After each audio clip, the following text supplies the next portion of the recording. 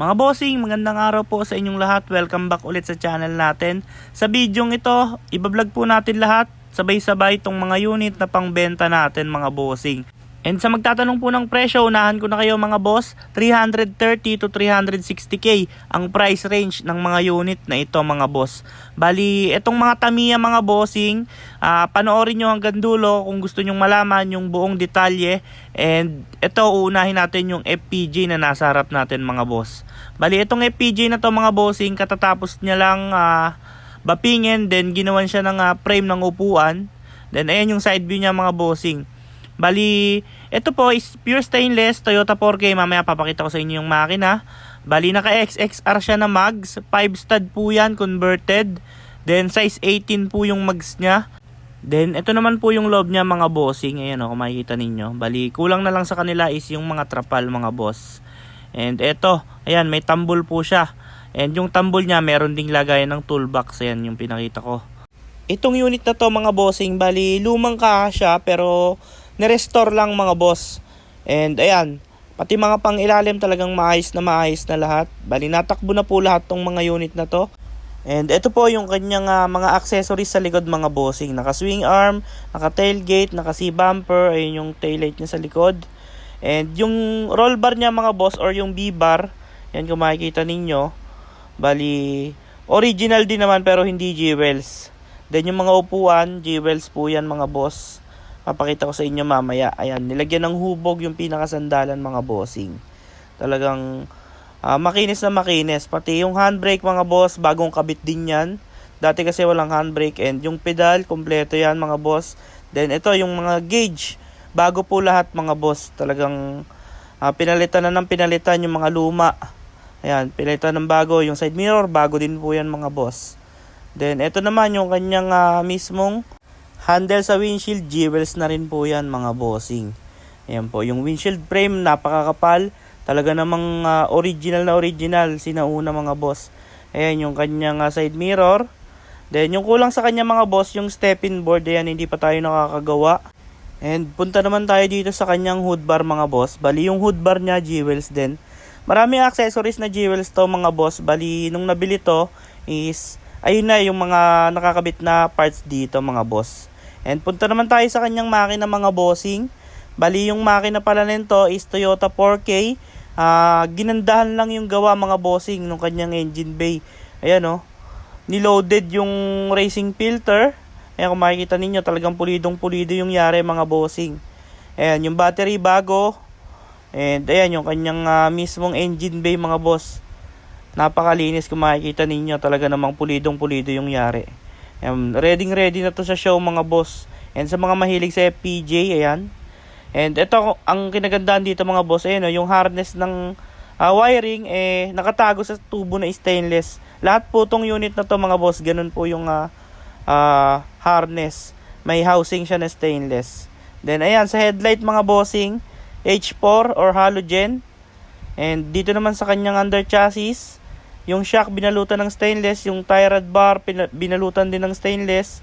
Then itong kanyang cover ng rotor disc, may balot din na stainless mga boss.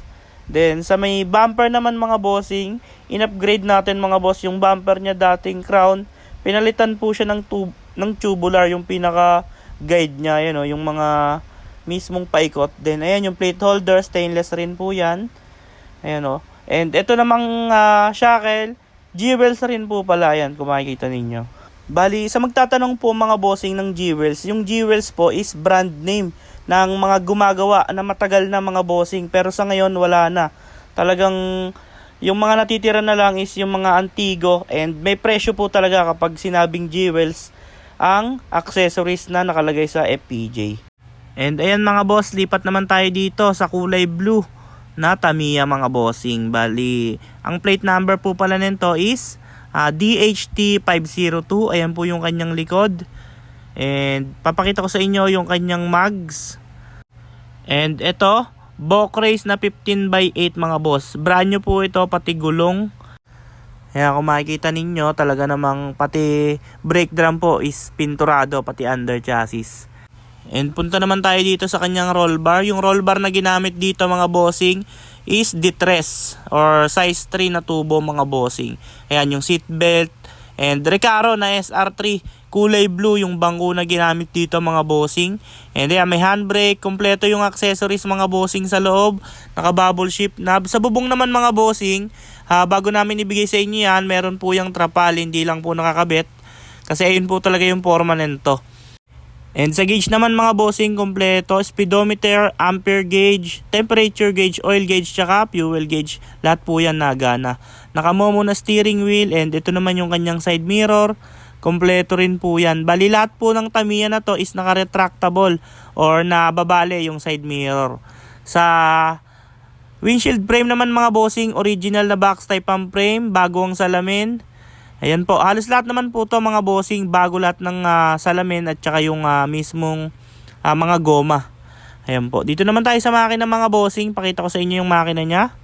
Ang makina po pala nito is Toyota 4K engine, 4-speed and transmission. Ayan po yung engine bay niya and ito po yung kanyang busina, Bosch na Europa. Ayan, may shroud na rin yung kanyang radiator, may fan para sa radiator, bukod po yung switch niyan mga boss. And ito yung sabi ko sa inyo kanina, yung harness ng wiring may balot na tubo na stainless mga boss, para maganda siya tignan. And ang kulang nito mga bossing is yung kanyang tangke, hindi pa nakakakabit. Naka-dextrose pa siya ngayon. Sa ilaw, LED na yung ginamit and may backup na signal light. Ayan kung makikita ninyo. And yung ginamit naman na differential or front suspension is Molye and Dibungo. Ayan kung makikita ninyo. Dibungo po yan mga bossing. Bali, may retouch pa to mga bossing. Bali, ayan kung makikita ninyo yung mga pinag-weldingan kasi pinix na po yan. Kikinis pa naman po yan kapag nabapping mga bossing. Ayan po. Bali, ito is DHT 502 yung plate number mga bossing. Ayan. Sa magtatanong ng presyo mga boss, 330 to 360 yung price range ng mga unit na to. Lipat naman tayo dito sa kabila mga bossing. Sa pangalawang Tamiya. Bali, 6 na Tamiya to mga bossing. Yung dalawa hindi na natin nadala dahil kulang tayo sa driver mga boss. Bali, ito po is Tamiya rin. Ang kinaibahan naman nito is yung kulay ng bangko. At yung series ng gulong mga bossing. Bali, ito. Sa unahan mga bossing, ito. Yung bumper niya na simple lang. Yung pag lamp sa ilalim ng bumper. Then, yung tubo ng bumper. And yung kanyang suspension mga boss, differential din. Kaso nga lang, ito is naka-kingpin. Then, ito yung kanyang headlight mga boss. LED na rin. And yung makina niya mga bossing, kompleto na rin yung accessories. And ayun yung busina, may fan para sa radiator. Ayan po, bago rin yung battery. Ayan, may water reserve na rin. Then kung makikita ninyo, ayan yung harness. Yung fuse box, kompleto na, talagang malinis na malinis yung pagkakagawa. Ang makina po pala nito is Toyota 4K din, 4-speed ang transmission. Ang kulang niya na lang is yung air filter, hindi lang nakakabit. Ayan, sa windshield frame mga boss, original na box type pa rin. Bago yung salamin, bago yung goma, bagong kabit rin po mga boss. Then, ito naman yung kanyang upuan mga boss, Recaro na kulay red ang nakasulat. Pero kulay black yung pinakabangko. Ayan, pare-parehas po yung roll bar nito mga bossing. Naka doble na tubo, size 3 or D3 ang ginamit na taba. Bali, ayan, kompleto rin yung gauge mga boss. Lahat po yan gumagana. Speedometer, fuel gauge, temperature at saka oil gauge mga boss.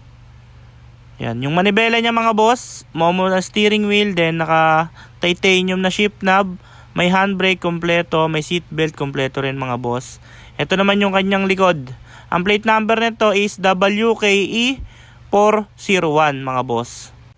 Then ayan po lahat sila mga boss, napakagandang tingnan. Ayan, sa likod naman tailgate, tapos yung taillight na kompleto na mga boss, may signal light na rin.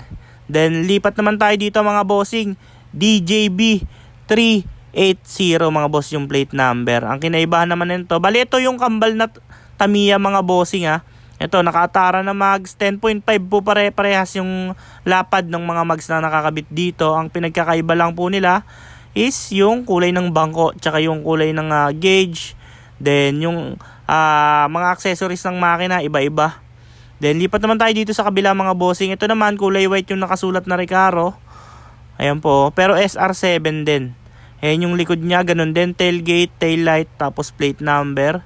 Then yung roll bar, halos lahat naman, pulidong-pulido lahat mga bossing. Kung makikita ninyo, talaga namang inayos at talagang pinaganda tong unit na to mga boss. Bali, ayan, yung seat belt, yung bangko, handbrake, shift knob, then yung mga gauges. Kulay black pala yung gauge nito pero circuit din. Then ayan yung kanyang pedal mga bossing, bago po lahat yan. Ang iba naman dito mga boss, itong side mirror mga bossing. Ayan, kulay puti yung side mirror niya. Then ayan din, naka box type na frame ng windshield, bago yung salamin, bago yung mga goma. Ayan po. Bali, ayan yung kanyang mags mga boss. Atara na 10.5 mga bossing yung lapad. Bali, sa ginamit naman po na suspension dito, naka double bar din, kingpin type din po yung ginamit na differential dito, and naka Molya type siya. Ayan po kung makikita ninyo. And sa mismong headlight, LED na po yung ginamit mga boss. Kasama na po dyan yung signal light. Then punta naman tayo sa makina. Ito sa makina nito mga bossing, Toyota 4K engine, 4-speed ang transmission. Then ayan yung busina, yung fan para sa radiator kompleto. Then may water reserve na rin, may shroud sa radiator. Tapos ayan yung mismong engine bay niya mga boss. Napakalinis ng pagkakagawa, ng pagkakayari. Talagang nilinis lahat. Bali, dito tayo sa last mga boss. Ito naman, itong isa, yung huling ibibideo natin mga boss, medyo may pinagkakaiba siya sa naunang Tamiya mga bossing. Bali, ito po, isang to is naka-console box siya, mamaya papakita ko sa inyo. Ayan po yung forma niya mga boss. Sa mags niya po, 10.5 din na Atara yung ginamit sa kanya. Sa suspension naman, dibungo na belt trunk ang ginamit na suspension dito. Naka-Molya po.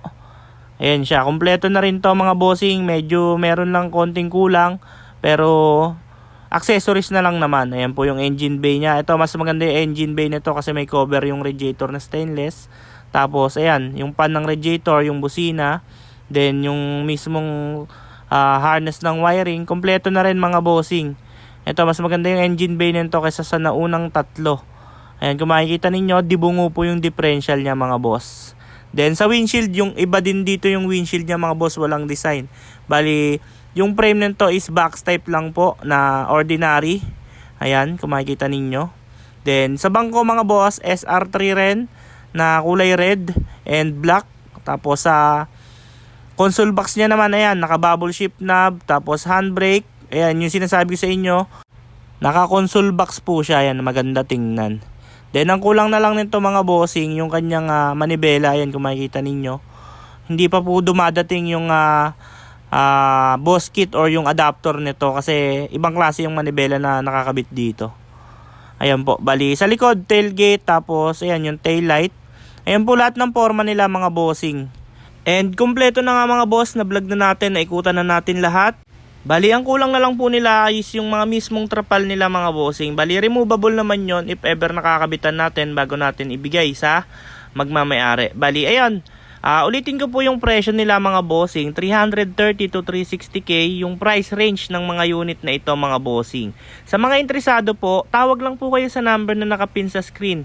And yung location po namin, Alapan 1C, Imus City, Cavite. Ulitin ko po, yung asking price or price range ng itong mga unit na to is 330 to 360k. Negotiable pa naman po yun upon viewing mga bossing yan.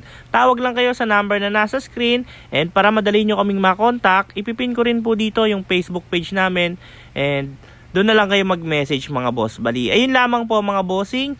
Bago nyo lisanin yung video ito, huwag nyo kalimutang i-click ang subscribe button at i-on ang notification bell para lagi kayong updated sa mga video na ilalabas namin tungkol sa Honor Type Jeep. Maraming salamat. See you sa next video.